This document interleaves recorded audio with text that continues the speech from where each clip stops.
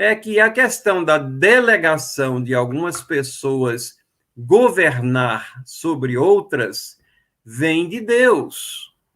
Como eu disse logo no início, isso não é que a sociedade se organizou dessa maneira, não.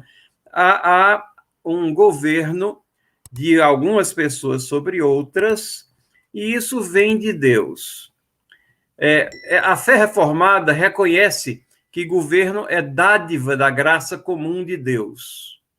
E vejam, qualquer governo é melhor do que anarquia, do que não governo. Pensem nisso. Qualquer governo é melhor do que anarquia. Deixe-me explicar. Nós vivemos num mundo que é pecado.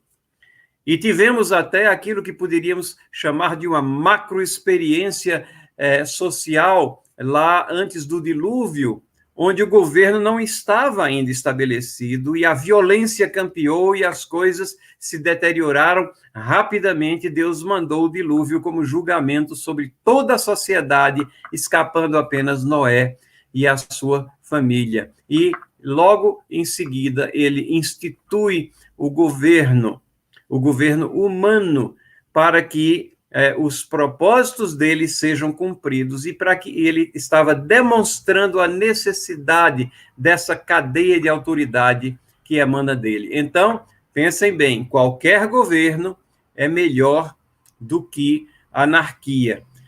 E esse pensamento aqui, ele está presente também nos escritos de João Calvino, ele comentando em 1 Pedro, capítulo 2, versículo 14, ele escreveu assim, atentem para as palavras dele: nunca existiu uma tirania, nem pode ser imaginada uma, por mais que seja cruel e desenfreada, que não demonstre alguma forma de equidade.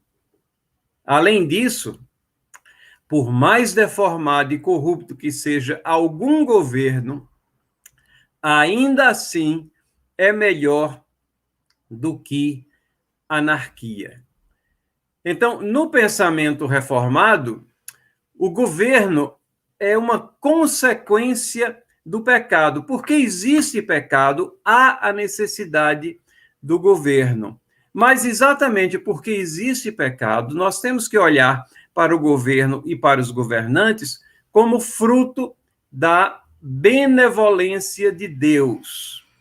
Esse ponto parece não tão importante assim, de que o governo surgiu depois da criação, mas isso faz parte da essência do pensamento da teologia da reforma. O governo não faz parte de uma lei natural. A Igreja Católica Romana, ela acha que o governo está na constituição do homem. Mas o que nós temos antes do pecado, na pessoa de Adão, são tarefas administrativas que ele realiza, obviamente que ele trabalha, mas não essa ideia de um governar sobre o outro. Isso vem exatamente em Noé, depois do dilúvio, em Gênesis, capítulo 9, versículos 1 e principalmente os versículos 5 e 6. E aí nós lemos: abençoou Deus a Noé, a seus filhos, e lhes disse: sede fecundos, multiplicai-vos e enchei a terra. Veja, isso aqui é uma renovação praticamente daquele mandato cultural que temos lá em Gênesis capítulo 1, versículo 28. Toda a raça humana ela foi extinta na terra, mas agora recomeça com a família de Noé, uma família já constituída. E Deus fala a Noé e diz assim: certamente requererei o vosso sangue, o sangue da vossa vida, de todo animal o requererei. Que afirmação curiosa, mas é Deus que está dizendo isso a Noé. E vamos ver a razão disso daí. Em essência, o que Deus está dizendo a Noé é que a vida humana é preciosa e a violência deve ser controlada, deve ser reprimida. E até a violência que é praticada por animais contra humanos é algo condenável.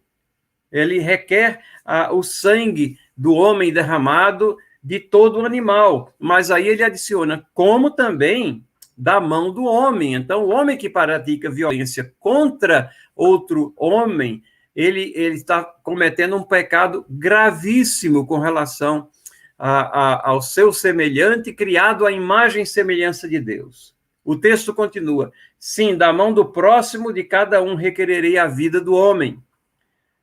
Se alguém derramar o sangue do homem, pelo homem se derramará o seu, porque Deus o fez segundo o homem segundo a sua imagem, porque fomos feitos à imagem e semelhança de Deus.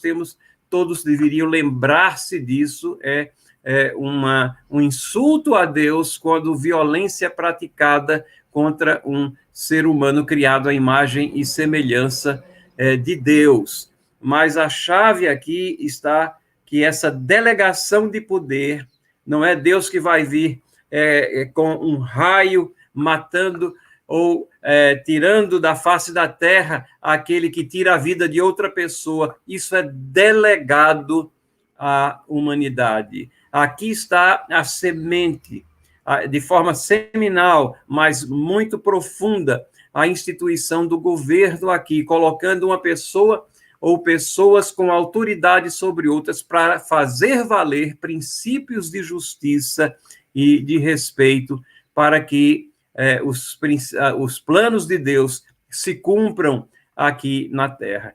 Essa determinação emana do próprio Deus, e não foi a sociedade ou a família de Noé que se reuniu e disse, vamos fazer dessa maneira. Noé aqui era o representante da humanidade. Quando Deus coloca força na mão de autoridades para punir malfeitores, temos a instituição do governo. Ora, essa é a visão bíblica, por toda a Bíblia.